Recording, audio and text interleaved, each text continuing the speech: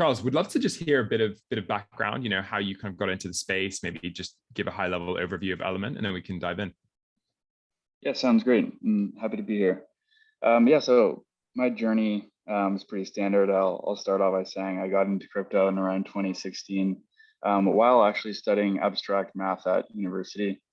The abstract math wasn't as interesting to me, so I kind of got into the real world applications of math, computer science, game theory, economics, and blockchain was the perfect kind of thing for my brain to explore and keep interest in. Right after I graduated, I went to a project called Polymath, which was a security token platform, kind of basically just allowing companies to do digital IPOs. Obviously, regulation kind of held it back and it kind of stagnated, so I decided to move on. After that, I really kind of got deeply interested in Ethereum and started getting involved with the Ethereum Cat Herders, which was this project management working group working with the core devs of Ethereum to coordinate hard forks.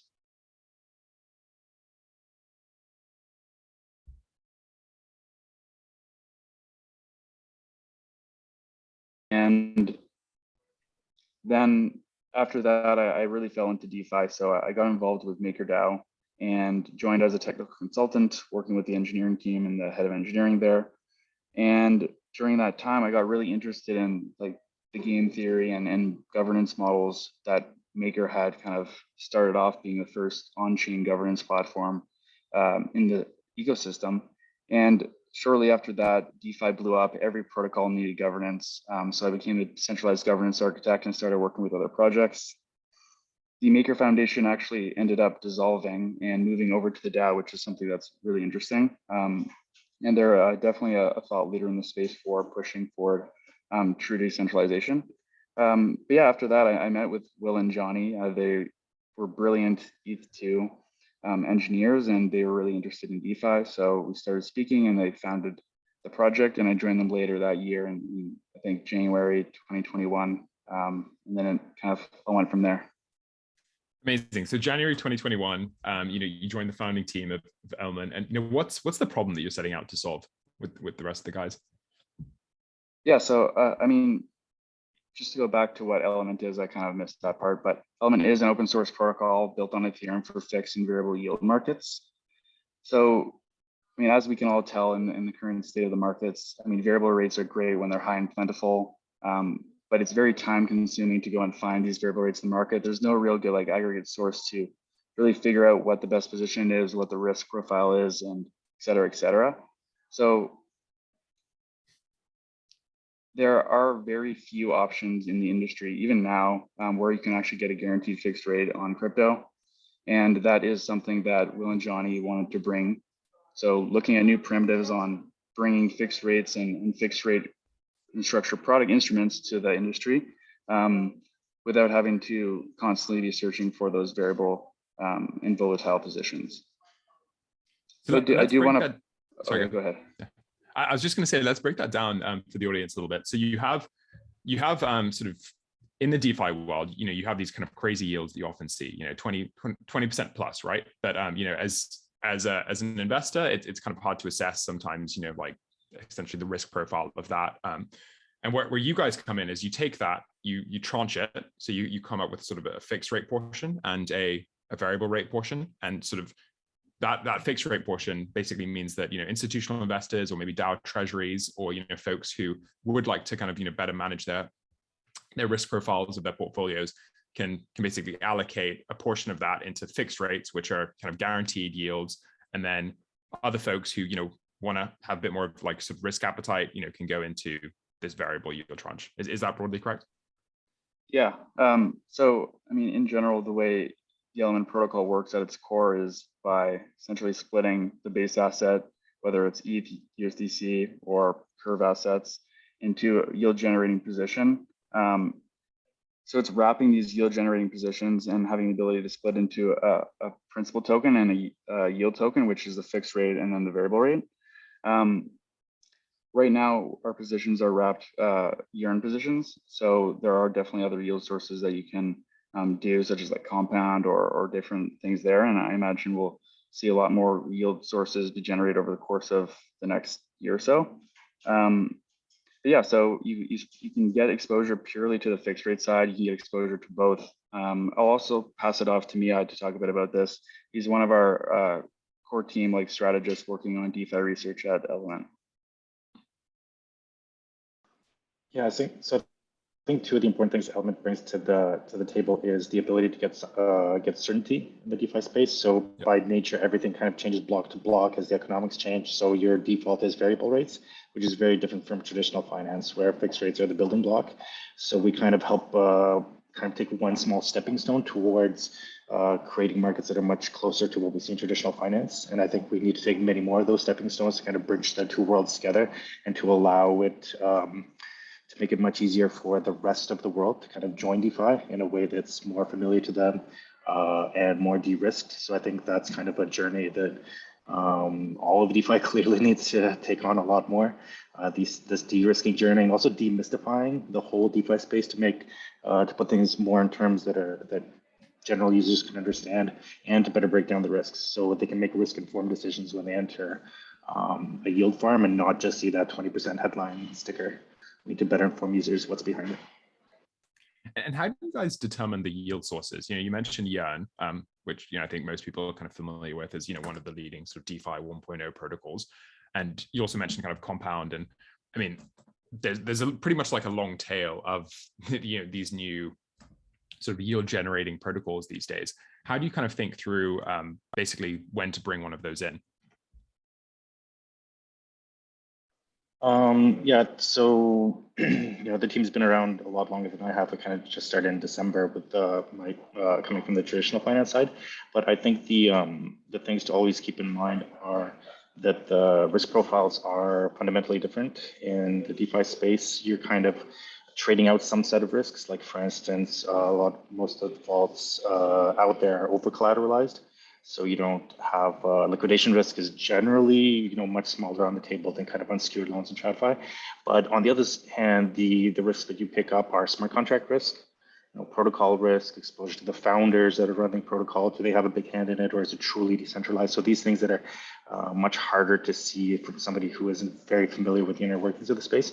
So I think from that sense, those are the ones we've minimized the most to start with. So by picking Yearn, who's kind of one of the most established names in the DeFi space, they have an amazing focus on smart contract security. They've gone through multiple layers of their platform, constantly improving it. They have a whole keeper network that kind of like safeguards and monitors the health score of all of their vaults. And even fundamentally, they have a good understanding of kind of fundamental risk analysis. So all of their vaults are of a very kind of different categorical type than others out there, where they may kind of be taking on an arbitrary risk profile. Your vaults are always focused on the much safer, stable ones, where they really have kind of a return profile skewed to the upside. So they're really much safer, kind of fixed income deposit streams, not bets on kind of market making or the price of tokens. So those are the ones that are the best fit for us for now. But I think we're gonna look to expand to a wider set. But I think the smart contract risk always has to stay front and center, because that's also the one that's most opaque to people, and they're gonna have the hardest time figuring out on their own. Yeah, and just I was just talking about essentially the yield generating source. I mean, right now it is you're in wrap positions, but if you take it one layer lower on the certain assets that you can actually provide for earning fixed rates or other exposures on you look at the popularity of the assets, their APY from Yearn or whatever source it is, the liquidity in the vault. There's all these different considerations they have to keep in mind on and in general, people definitely always want to get exposure or yield on their ETH, on their BTC. Stablecoin APYs tend to be a little lower, but it's a very less risky as opposed to getting rates on top of a volatile asset. So the trifecta would be, I think, the ETH wrapped Bitcoin, USDC, DAI, and even the Curve token that has basically exposure to Bitcoin, ETH, and USDT. So those are typically the most popular. There are definitely other assets that have a way higher APY, and some people kind of want to gravitate towards that. But at this point, we are kind of subject to the optionality that Yearn vaults provide until we expand to other yield generating sources. And for some of the folks who are newer to DeFi, where does this yield come from? If we talk about one of these Yearn vaults, how are they actually getting that yield? So the way Yearn is set up is very interesting. They have essentially strategists who put together the strategies behind these vaults. A lot of the time, if you think of like USDC vault, it typically does certain mechanisms within the ecosystem that you can all definitely see, and it's transparent. You can see all these like different things. You can even see the yield source on the underlying vault on Yearn itself. Like things like arbitrage between like other stablecoins or recycling through like borrowing and lending protocols during that APY. It really depends on the strategist. And like the cool thing is that these strategists are incentivized to put forward them. And if they gain popularity, they kind of get like this like rev share from the vault. Yeah, Mihai, I don't know if you wanted to backpack on that. Yes, I think you have a wide variety of vaults that kind of like approach the problem of creating these yield sources in very different ways mechanically. But I think like the kind of economic principles underlying them are fairly limited right now in DeFi. So I think it's basically like supply and demand for these tokens. I think a big part of it comes from people willing to borrow, usually the safer stable coins, to let them put on riskier positions and leverage up on the riskier tokens that they do want to have exposure to, like ETH or Bitcoin. So there's a whole range of that kind of like speculative activity. That's a big part of it. Then another big part of it is liquidity providing. So Charles mentioned it, like, we have decentralized exchanges that provide the majority of liquidity in DeFi. So providing exposure to both of those coins is like a major source of yields right now. But that's also on the riskier side. So for instance, even though those are basically the two biggest categories, Yearn doesn't really deal in the second because there is a risk of impermanent loss. So that's something they're just kind of starting to delve into, and they're really focused more on the collateralized debt platforms that do borrowing lending. That's the main source of the more stable yields for now. Yeah. So liquidity as a service right now, it's players like Tokamak who are really sort of highly active in that space. Kaido, do you want to? So you raise your hand. Do you want to come off mute? Oh, I can ask me. Sorry, maybe he wants to ask a question later. Cool. Well, we'd love to also just it would almost feel like weird not to talk about the kind of the Terra situation right now, and what's happening with sort of the UST being depegged. I guess first of all, maybe Mihai, this is probably a question for you. What are your thoughts on just basically the Terra ecosystem and maybe some of the, not so much on Terra specifically, but maybe more the risks that it introduces into the rest of the ecosystem? And I'm particularly thinking about the 4 pool, which is early days, but that could have been pretty problematic if basically USDC or DAI became UST exit liquidity, essentially. So just love to hear your thoughts on that.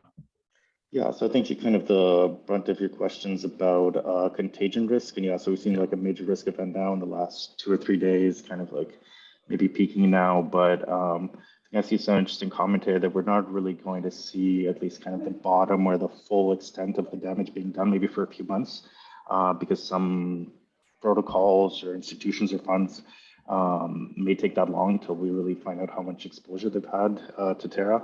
So I think there's definitely going to be a bit of this game of finding out who is most exposed. I would think that DeFi has some advantages in that respect. It's at least what we would think of as like true DeFi protocols. You can see all of their positions on chain, and just by auditing, if you know where to look, you don't have to worry about kind of uncovering something that's hidden. But you have a lot of players that maybe kind of are in between those worlds, kind of like taking advantage of DeFi yields, but then packaging them in a centralized way. You don't really know where those institutions may have their money. That I think is definitely a big question. So these more centralized DeFi platforms, funds could be at risk, or kind of VC firms. So I think, yeah, some of that is definitely going to be questionable. Now people are looking at Tether. And I'm not sure if that's really a question of them having exposure to Terra, which could be the case, although I don't know if that would be my primary concern. But I think if what's happening is just kind of a general reassessment of risk in DeFi and people questioning their risk positions and wondering if Tether is going to be the next Terra, I think it's a very reasonable question. People have had questions about the fundamental safety of Tether for years now for many good reasons, and this is just causing them to rebalance their portfolios. I think if anything, that's a good thing, and we should have much more of that kind of like risk aversion and like risk aware investing and rebalancing happening through the DeFi space. So I think we need to reach a better equilibrium of risk management in DeFi. So I think this is just one of many further steps in the direction. And are you seeing? Oh, sorry, Charles, we can say something. I was going to say, I mean, at the end of the day, it does show like the power in like a truly decentralized stablecoin, like such as Maker and Maker like DAI. So I think I mean, out of all this like unfolding, we'll see how much of like the actual kind of positions transfer over and like utilize Maker and DAI. I mean, obviously the most popular are USDT, USDC and DAI like being the third. So we'll see if like it gravitates back over there, and like if people actually did learn their lesson and they start to value the decentralized stablecoin that DAI is, but who knows with this market. Yeah, there's a joke that DeFi needs to make every mistake first before learning from it. I don't know how much that's true, but hopefully we can accelerate that learning pattern. But I was going to say one interesting thing about the way those curve pools are set up. So 3-pool, people have highlighted as like could be a major source of systemic risk for DeFi, given that Tether is there. And moving to 4-pool, I think would only increase that systemic risk because you have more pieces that can fail. And unlike these diversification in traditional finance, the more pieces you add to the puzzle, the worse the risk is. You're not actually diversifying. You're actually like, if any one of the 4 go to 0, then the whole pool goes to 0. So that kind of like stringing on more speculative coins like Terra onto a 4-pool, I think would have been a very bad direction to go. So if anything, I think it's good that it's happening now before 4-pool ramped up. And I hope that maybe this could actually push us to move away from 3-pool, which already has systemic risk, into something that has really like better time-tested decentralized coins like DAI, or even USDC is much safer. Yeah, no, I completely agree with that. It's actually sort of rather fortuitous, I think, that the 4-pool hadn't gained more traction at this point, right? Because otherwise things could be really be blowing up right now more than they have been. Charles, what the point you just mentioned actually ties quite nicely into the next question I had. And are you? I haven't actually looked at the sort of the flows on this on Dune recently, but are you seeing the higher flight to safety right now? To these assets like USDC, DAI, or potentially USDT, and you basically the ones that are USD collateralized. Yeah. So I don't know if Charles has more thoughts on it, but yeah, I don't think we track too closely kind of like the movements between stable coins. I think we've definitely seen a trend towards lower utilization rates in all of DeFi. And I think that's kind of with the recent kind of like bear or sideways market we've seen lately, that the demand for borrowing them in general has definitely decreased. I think the IMF put out like a piece of their global financial stability report that highlighted that utilization rates are like I don't know 90% on stable coins and kind of vice versa on risky assets, and that's definitely dipped a bit recently. So I think that's more of an overall market trend, but clearly as we've seen now, I don't think there was that much of kind of like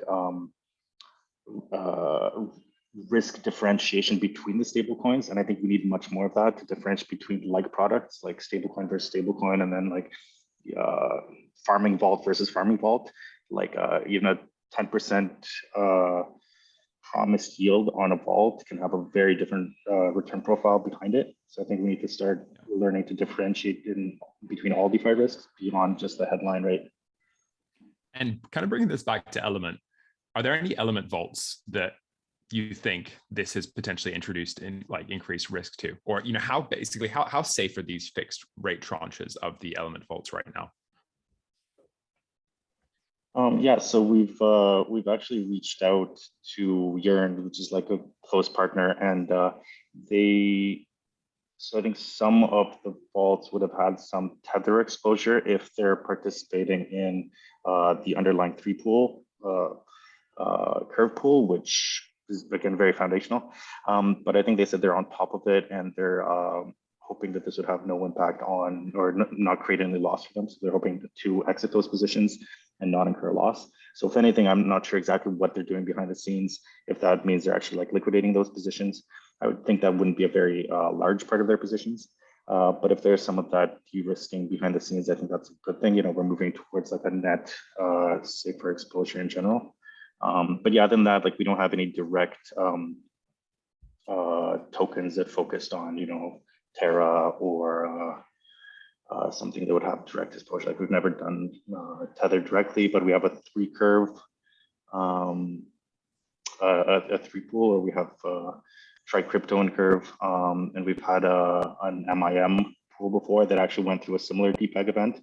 But that one managed to bounce back, and that was an interesting test of our platform. Like we saw interest rates spiked over 100%, I think, annualized at the worst, and that actually was a good thing because it acted as a bit of a stabilization mechanism. It gave people a reason to kind of go in and support that token in that case. But in this case, I think I'm glad we didn't have something similar on Terra. It's also really hard to see like the moving over of like, let's say like people kind of realizing that like they do value DAI as a stable coin because like of the current market, and like essentially obviously the DAI kind of debt ceiling has gone down, but that's also due to the fact that like there's been a mass amount of liquidations on like all the borrow positions that people have. So obviously like the system has to recapitalize, and that's why like the DAI debt ceiling has gone down. But so it is kind of hard to tell like if people are actually moving over there, or if it's just like the decrease in the market has caused these people to kind of like recapitalize, move over to like stable coins maybe on the market, but not actually borrowing against and over to USDC. But yeah, I mean, all of DeFi, I assume like has kind of like had people exit their positions, whether it's a fixed rate or variable rate. And like, luckily with Element, you can exit your position. It's not like you're locked in. I mean, obviously you're not going to achieve that full fixed rate, I suppose, if you wait to the end of maturity date, but you can exit. And like, obviously people have to cover their debts. So that's the way it goes. And kind of on exiting positions early, you mentioned these, you essentially have a principal token and a variable rate token. So these are essentially tradable assets, right? And is there a market for trading those assets, or is that maybe something that's going to come down the line? Yeah, so before I answer that, the fixed rate is essentially, I mean, whether it's a 3-month, 6-month, or 9-month term, you're buying crypto at a discount, similar, analogous to a like zero coupon bond, where you're buying at a discount, and over the course of the maturity period, it becomes 1-to-1 with the base asset. So like, let's say USDC as an example, you're buying at 98 cents, and then over the course of a 3-month or whatever month term, it becomes 1-to-1 for redemption. Yeah. So an additional way to like secure some APY would be to provide liquidity in the market with the base asset USDC and then the principal token, essentially providing liquidity to that market for exit and entry.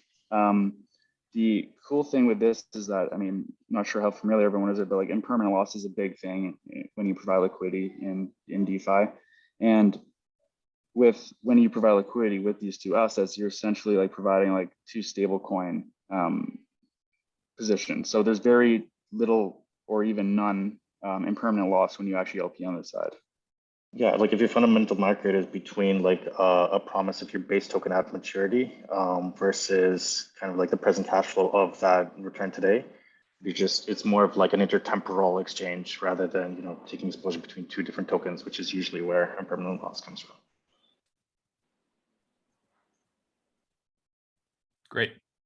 I guess this actually leads nicely into, where is Element going from here? You know, what's next for Element? You know, right now you've got sort of like a bunch of, you know, great sort of fixed rate and variable yields, you know, pools that, you know, investors can kind of come into.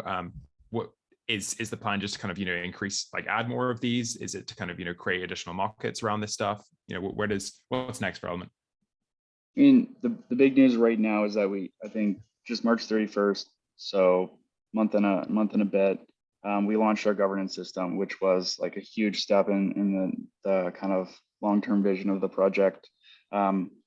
We've essentially relinquished all control over to like the governance community for improving, updating, researching the protocol. And obviously we'll continue to research, and we can get into a bit of that after, but I do want to highlight like our governance launch was a 1.5 years like manifested like from research, building it out, and we really wanted to innovate on the governance side as opposed to just on the DeFi side. And we found there was a lot of stagnation and lack of innovation in the industry with respect to governance. A lot of projects just essentially use like off-chain voting snapshot and then use a multi-sig. It's kind of theater governance.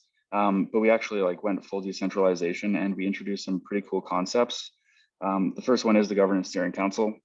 So that is basically kind of like an emulation between the traditional corporate board of directors style paired with this delegation. So if someone in the community gets delegated a certain threshold, they're on the GSC, they accept it, and they have some sort of authority to actually like put things forward. So they can put a proposal directly on chain as opposed to go through the traditional flow of proposal, sentiment poll, on chain. They can spend like certain portions of the treasury that are allocated from the DAO. So they can spend things on like petty cash, so like one-off grants, maybe like event sponsorship or compensation of like working groups. So they have these like kind of authority because they're trusted by the community to do these things, and we're seeing it unfold right now. The coolest aspect of a governance launch was probably voting vaults. And this is like by far my favorite, and everyone like lights up when I talk about it. And that essentially it's capital efficient like governance participation. So you could essentially, a voting vault allows you to assign voting power to a specific use case or assign voting power to a specific position. So for example, you could have essentially governance tokens in a compound or maker or an LP position and still maintain the ability to vote or delegate your vote. So you don't have to have that opportunity cost of being in a voting contract like all the other systems where all you can really do is vote. And if you're a minnow in the governance power, like there's no point in actually casting your vote if you can go and like earn APY or borrow against it. So like it really increases voter participation indirectly or directly, but it also is more inclusive because you can assign voting power to a specific identity. So as I've kind of noticed over the years, there's like definitely a huge capital barrier to like general governance. I mean, you either have to like purchase a governance token on the market or earn it through some sort of liquidity mining efforts, and that has a huge barrier for a lot of people. So in order to actually like make governance more inclusive, you can assign voting power to the people who are in the trenches and like GitHub or in Discord or in your forums, actually contributing value and giving them a say to actually equalize like and grow the community's like, I guess, decision-making power. So like that's a really interesting topic. Yeah, I'll leave it there for now. And that's super interesting. And was that inspired by, you know, how, for example, ENS did their sort of delegate program? I know you spent a lot of time at Maker, so governance is probably, you know, one of your fortes. Yeah, I mean, there's definitely a lot of lessons learned from Maker, a lot of good and things that could be improved. I mean, the voting vaults is a particular thing that capital efficient voting Maker could definitely use.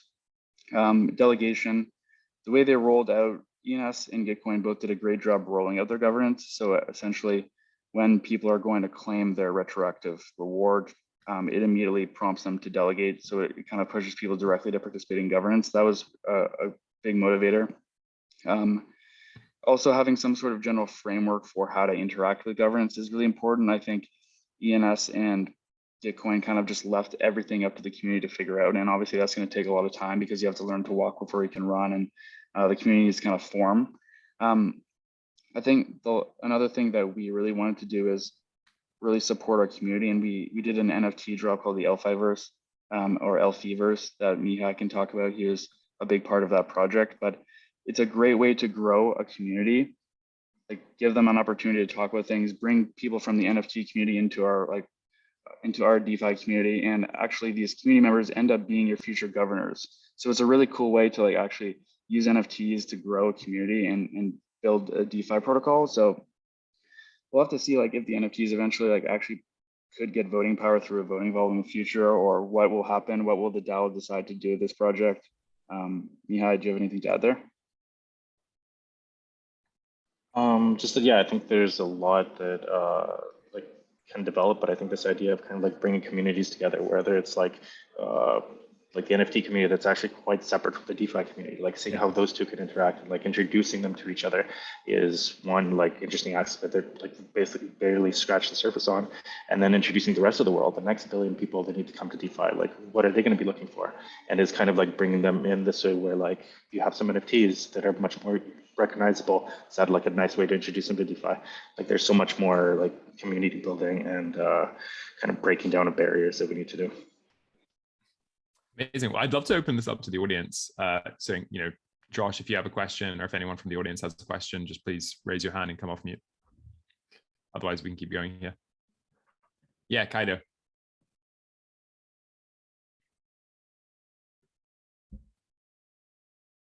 Hi, can you guys hear me? Yep. Hello? Hello. We can hear you.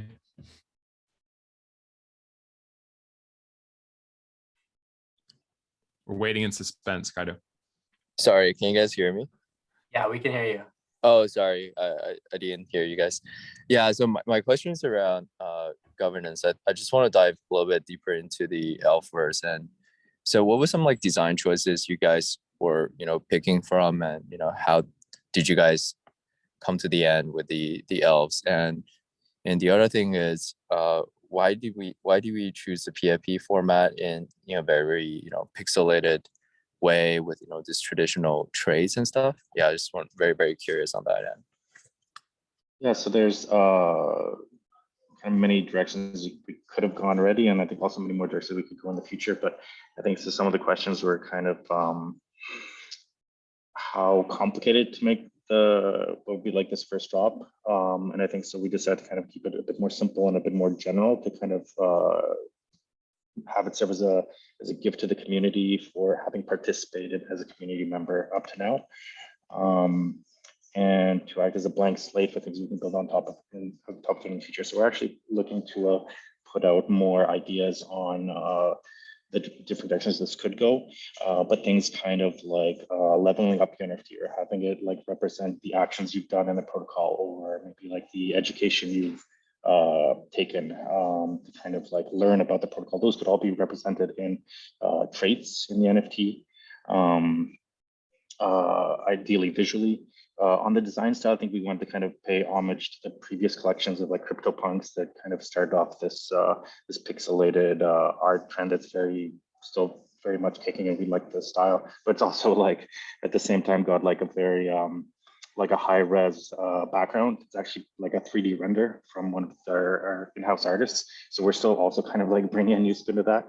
And we want to like, there's still like a debate of like, should these be kept really immutable? So they're kind of something that's like locked in stone on the blockchain forever. And then you don't have to worry about people modifying them. Or should you really lean into that dynamic side and have it like dynamically reflect your identity within the protocol?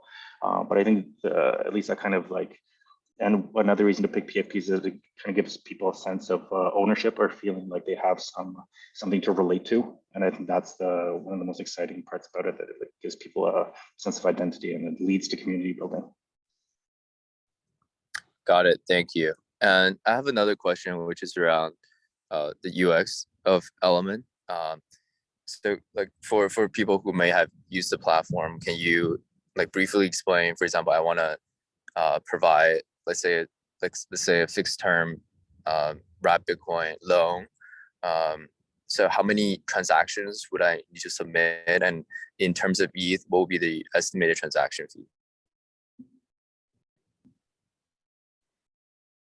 Yeah, so I mean, we actually just added one interesting feature that improves the whole kind of stepwise flow to actually get fixed rates. So for all the curve assets on Element, we have something called a Zap function that allows you to start with any of the underlying assets. So whether like could be wrapped Bitcoin, ETH, or USDT, and you just zap right into that fixed rate position, as opposed to having to get like the curve token. The amount of steps, I mean, first one would just be getting fixed rates. You'd go in and you'd approve the token and you just buy the fixed rate. There's different like options. So you can mint an LP, you can just get fixed rates, you can get exposure to the variable side as well. There's a lot of different options as a user. I mean, there's quite a few different types of user personas that we look at. First one being like retail. Typically that is probably just buying fixed rates. Then there's also DAOs and treasury management initiative, which like also flows more to the institutional side. So they're also looking for fixed rates, but also LPing. And then there's kind of like the more degen crowd that would do things like mint an LP or do this thing called yield token compounding, where you're essentially recursively selling the principal tokens to get more exposure to the variable side, and you can get like pretty high leverage up there. Yeah, so all the steps kind of vary on depending on what you want to do. So I might be able to answer the question better if like what exactly you're looking at getting, or if you're looking at it just from like the design perspective. Thank you.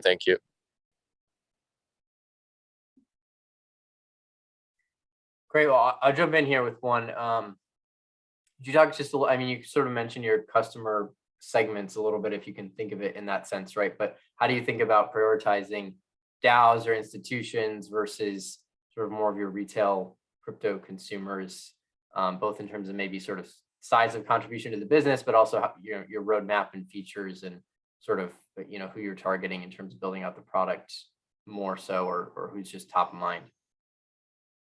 Yeah, I think with all DeFi protocol launches at the very beginning, it is definitely the people who've been around or more kind of risk oriented or kind of degen, for lack of better terms, getting involved and doing all the various mechanisms. But long term, after protocol has been around for a certain amount of time, the audits are successful, you've seen a certain amount of traction, you get more kind of crypto curious institutions come in, and then that's when they kind of want to get exposure to the protocol. Obviously, it makes sense if for a crypto curious institution to get fixed rates over a variable rate because it kind of eases them into it. It's more similar to a traditional finance product. Mihai, I'd like to hear from you on this because you've done a lot of research there. Yeah, so I think it's hard to tell. I think we have a good base of exposure to both. Kind of traditional finance funds look at Element and they see something much more recognizable, much more than kind of similar protocols. And we also appeal to the crypto native, like more degen side. So I think we're seeing interest from both. But as to kind of which direction that goes into the future, I think it's a bit hard to tell, and it's hard to tell. I think it kind of depends on the adoption path of DeFi in general. Like we saw like a really exponential spike in TVL all of last year, but it's really like flattened or actually decreased a bit since then. So I'm kind of wondering like what's going to help us take that next big like qualitative but also quantitative jump into like the next 10x or 100x of TVL.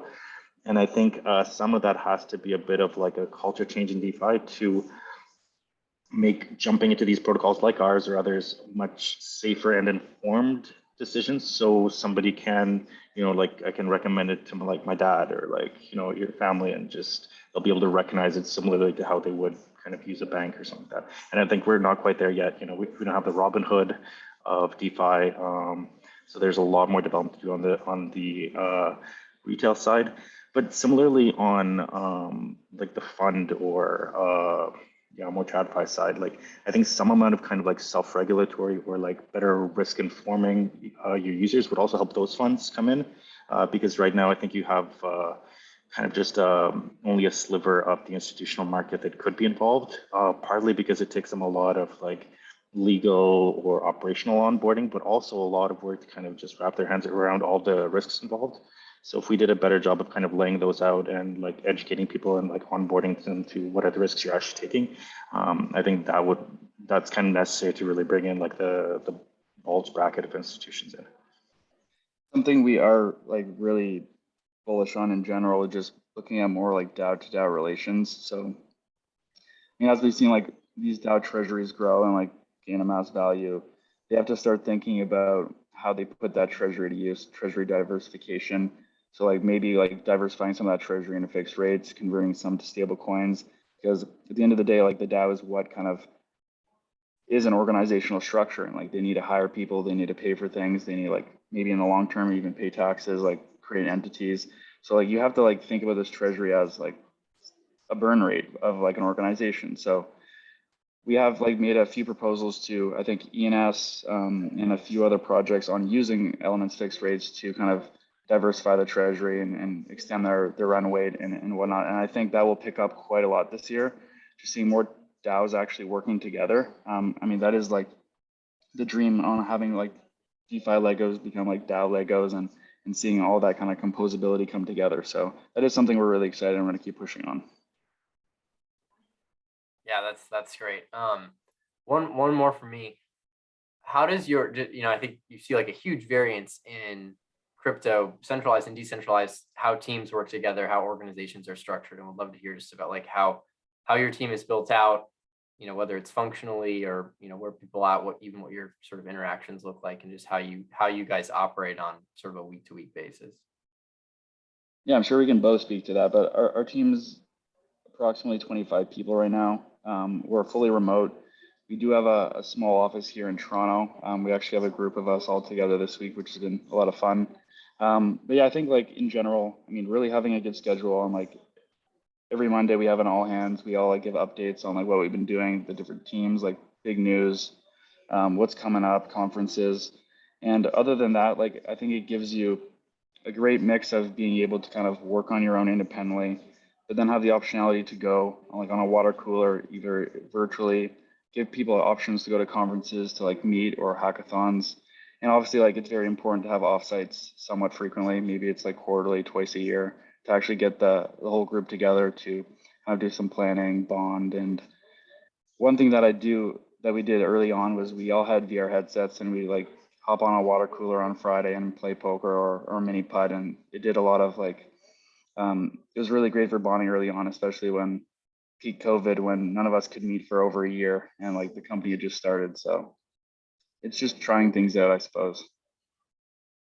Yeah, and I think I kind of echo that, like people were saying 2022 would be the year of the DAO, and I think we're seeing some of that in terms of like just a vast variety of different DAOs have been created for different purposes. And I think it's interesting to see that they're all kind of taking also a bit of a different spin on how to organize themselves internally. I think nobody has that figured out. You know, should it work like a completely flat, decentralized, like hacker collective? That was like maybe the original vision, but now you see some like turning into much more professional outfits, kind of bring in like a corporate structure and acting much more like a traditional organization. What's the right like place to fall on that spectrum? We don't know, but we think part of the answer is like keeping this theme of like experimentation and like let's push things forward and see how to organize those things. And for instance, like what Charles mentioned earlier about like innovating on our own governance launch, I think is a part of that, and we want to see other groups continue experimenting. Like we're helping them with some of the smart contracts we've launched. So yeah, we want to see people keep trying to figure this out because I think there's still a lot more room to learn there. And just to give a little plug or shout out, like since we have launched our governance, like I think that's a great opportunity for students to get involved or like anyone who's looking to learn more about the space. That's kind of one of my takeaways last year. Like I was kind of really like plugged in, trying to like learn as much as I could about DeFi. But once I kind of broke that barrier of not thinking of them as like kind of an other or something like I'm not a part of, but just like jumping across that barrier and realizing it's actually very easy to just go ahead and get involved. Like you just join somebody's Discord server, join their governance call, ask a question. Like that barrier to entry is like super low, and these places are dying to have you because we have so many governance systems, but not that many people that are eager to actually participate in governance. So if you like voting or kind of like tinkering with these DAOs, you know, like have your own ideas about how they should work, lots of DAOs would be happy to have you and like listen to and have you contribute. So we have our first governance call tomorrow on Discord if you guys want to join. So Mihai, what are some of the ways that folks here could get involved? You know, we've got a great cross section of CS students, economists, business school students, engineers, science folks. What are some of the ways that you think, you know, they could potentially contribute to the Element ecosystem? Yeah, and I think that's also kind of something we're trying to figure out, like what's the best way to have everybody contribute. Like there's so many ways, like so many ways to grow the ecosystem. And it's not just for technical people, that's something like everybody keeps saying, but it's a bit of a myth that, oh, you can only contribute if you're like a programming whiz or something. But there's so many roles in kind of just organization, you know, community managers are also in short supply. We have more communities than community managers, but yeah. We have a forum. Charles just linked it, so that was part of our governance launch. That one's mostly the home for like our governance discussions. But I find even just kind of like hopping on Discord and like having conversations with people who run the protocol or some of their active community members is useful. Like bringing that level of discussion high and like asking good questions and like, you know, probing like why things work a certain way or why they can't be done better. Like those are all really good questions to be having, and like a lot of these protocols are open to having these discussions out in the open. So yeah, it doesn't have to be something through like a formal structure. Like we are thinking of kind of putting out some more like calls for participation. Like if you have this kind of background, here's maybe a working group you could join. So we're thinking of working with the community to see like how we can structure those. But it doesn't have to. You don't have to wait for something like that. Like you can be the catalyst to be like, hey, I think we should have a working group on this. Like we'd love to see people kind of like bootstrap those ideas on their own without us having to, you know, like prod them. Like that's real decentralization. Mm-hmm. Yeah, I mean, just to add on to that. I mean, earlier I was talking about like our research and development organizational structure. I wasn't necessarily talking about like DAO structures, and I think Mihai covered like a lot of the big questions there. But yeah, I mean, our governance just launched. There's been, I think, 4 proposals put forward. The community's like iterating on them together. I think a big kind of step right now is figuring out ultimately what the GSC's responsibility is and like how delegates and them interact, and actually thinking about how the DAO might structure itself in the long term. So like, would there be working groups? Would they be paid through like this method or that method? Should they be paid in general? Like it's these bigger questions on like how contributors can get involved. So right now there's this liberty as a contributor or outside person to just come in with your curiosity and create a role for yourself. Like if you like organize a community call, if you like go and like help answer questions on the forum or on Discord, like you're shaping a role for yourself. Or if you like dig into the code, like maybe you'll be a protocol contributor later. So I think that's like a cool thing about all these like new DAOs coming out, is that if they interest you, it's up to you to shape your role. And like ultimately the DAO might compensate you for it later. Who knows? Charles, had a thought on, if we think of Element's sort of 4 large buckets of users, it could be sort of retail, institutional, maybe crypto degens, and DAOs, just like broadly speaking. Do you think the piping exists to get a lot of these institutions in? For example, if if you're a hedge fund, maybe a crypto native one or sort of or not, and you have, you custody your assets in Fireblocks or Anchorage Digital, is there an easy way for you to even sort of, play around with the Element ecosystem? Yeah, I mean, I think a good stepping stone, like before you kind of get to that institutional level, would be kind of like working your way through fintechs and robo advisors, because like they're already offering like their users buying and selling of crypto, whether it's just ETH or BTC. And I think those users are crypto curious, but like what's the next step? I think like fixed rates is, so like creating these integrations or on the back end where like these users of fintechs can go and like just deposit into fixed rate and redeem later. Like that, as that adoption grows, you can have like obviously more institutions come about it. But one thing that I've always wanted to see in the industry would be kind of more of like a paper trading platform for crypto. So like institutions can kind of simulate these positions, because what you do on a test net is very different than what you do on a mainnet, because like the oracles, the pricing, like the activity is also different. So it's not 1-to-1. You can't really like simulate that activity. So building out a platform where like large simulations can actually happen would probably be really great for institutions to do that, or just general retail. Yeah, I don't know. I mean, Mia, do you have any thoughts? I mean, you worked as traditional banker. Yeah, and definitely things work really slowly, like in terms of onboarding somebody, especially if you have to explain to your risk office like what a completely new asset class or industry looks like. So I think some of that just comes with time as those institutions digest these questions internally. And definitely there's going to be a wide distribution of like the early movers and the very slow movers. But I think, yeah, we want to be able to create more of those on-ramps. And I think the stumbling blocks right now, a lot of those big funds have a lot of internal questions that we may not be able to do anything to resolve directly. So things like what's the legal risk? Like what are they being exposed to? Especially some of them may have like KYC concerns, like where they may because they're a public institution regulated by a certain regulatory environment, that they're not allowed to take the other side of somebody on a sanctions list. So how can they make sure they're not going to fall prey to that in a decentralized environment? So those are fair questions for them to ask, but I think that's more to like regulators and like either by passing new legislation or just by providing clarity to what's already there, could do a lot in kind of answering and helping those big funds get over these questions. And on that point specifically, have you thought about introducing essentially vaults that were basically permissioned pools? If you think about sort of like, are they ARC type environments where these are ring fenced environments where you only have known participants who are KYC'd and AML'd? That might be a potential like good on ramp for a lot of these institutions who are hesitant to kind of come in because they can't assess counterparty risk and etc. Yeah, I mean, I think that would be a really great topic for someone to post about in like the forums, like at some point. Like, I mean, it is ultimately up to the DAO. Like, it's permissionless for anyone to actually deploy a new vault and come up with these like strategies. I mean, we're seeing like, yeah, Aave do it. I think it's a great way to like transition like institutions into this stuff, and like once they get more familiar with it, maybe they will dabble into like the un-KYC and AML vaults.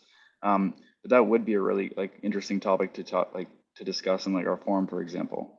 Maybe I'll Yeah. propose it. I was gonna say the cool thing about Element is that like we're positioned really to be like an infrastructure layer, and we're like really targeting for what I think the magic of DeFi is that composability. So we want as many people to come in and build on us. We've already seen like one partner come in just build us a trading strategy, but because we're so composable, you can really plug in any yield source. So for instance, the yield source, we're a permissioned lending pool like a Maple Finance. Then that might be enough to satisfy some of these K1C concerns. So, you know, like, so I think through interoperability with other protocols that are specializing those things, we can, I think, try to like address those concerns. I think there's definitely also scope for outreach to a lot of these, how else would you call them? Maybe sort of retail front ends, right? You know, where it's basically TradFi on the front end, DeFi on the back end. But I'm just curious, does that API layer exist? Like, would it be up to you to sort of, you know, help construct that? Is it up to sort of the fintech, you know, to construct that, or maybe sort of a mix of the two? Yeah, I think it's definitely a mix of like having good documentation, software development kits, and improving like the ways to actually build on top of Element. I mean, that is something that we're focused on. We have an SDK right now, but we definitely want to improve it so that other people can build like other structured products on top of Element or add certain functionality. So at the end of the day, like when you ship a product, especially in DeFi, a lot of people do skip that documentation and like actually like building on top of layer. We did address it pretty early, but it can always be improved. So I think it's always just like a mix between like two integration teams working together.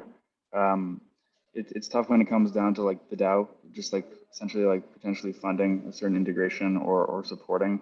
But you do need the technical support, but you could definitely build it on the back end. And like that's what I was saying with the robo advisories, is like you can have a black box integration that allows these users at like Wealthfront or Wealthsimple to essentially just deposit their USDC or ETH into this integration. It loops back, and then they'll remind you on like a specific day when you redeem, you claim it, you can recycle it, or just take the profits. Like I think that would be a no-brainer.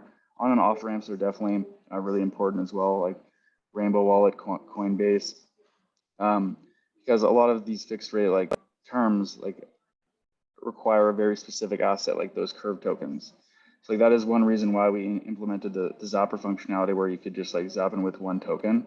But making the onboarding flow a lot easier is definitely something to focus on for just like adoption in general. Yeah. Well, we've got a couple of minutes left. I'm so conscious of your time. Does anyone else have any other questions? Otherwise, you know, I'd love to just, well, first of all, thank you, Charles and Mihai, for coming in. And, you know, what's the best way for folks to get involved? You know, we mentioned the forum, you know, there's the Discord channels, and, you know, is your team growing? Is it hiring? Are there any specific roles you're looking for? You know, Stanford is full of, you know, a bunch of kind of crypto native and crypto curious folks who I'm sure would be, you know, excited to help, you know, Element. Yeah, I mean, right now in terms of hiring out like Element Finance Inc., we're looking for a smart contracts engineer. We are looking for a talented economist, which pairs well with this group here. And then like on the outside, we are looking for kind of a more UX design system designer and just like a general writer. So if you are passionate about crypto and like writing about it, it could be fun to get involved that way. On the community side, definitely like hop into Discord, like ask questions if you like want to chat with other community members or like different groups who've built on top of Element already. Could be a great way to just like learn how they got started with the software development kit. But yeah, forums is also great. I think just let your curiosity guide you. Amazing. Well, I know I'll be diving in. Kelly, did you come off mute? Oh, yes. I just wanted to ask, is there a good way to contact you guys personally by chance, if we wanted to talk further? Yeah. My email is charles@element.fi. Pretty simple. My Twitter is also good. Let's see. Let me grab it. I think it's just Charlie St. Louis. Yeah, we can try to put them in the chat, but I think that's sometimes a surprising thing. Even people who have like large followings or you think might be busy all the time are often like very happy to answer questions if you just reach out to them on Twitter or Discord. Like it's a surprisingly open door community, and I think on our side we'll definitely try to make some time. Yeah, that's definitely one thing our team values a lot is like responding to like all the Discord questions, especially around like technical development, governance, and like it's what allowed us to grow our community so like early on. But yeah, reach out whenever you want. Email or Twitter is fine, and we can definitely keep chatting. Amazing. Well, thank you guys so much again for this. I learned a ton. This was a lot of fun.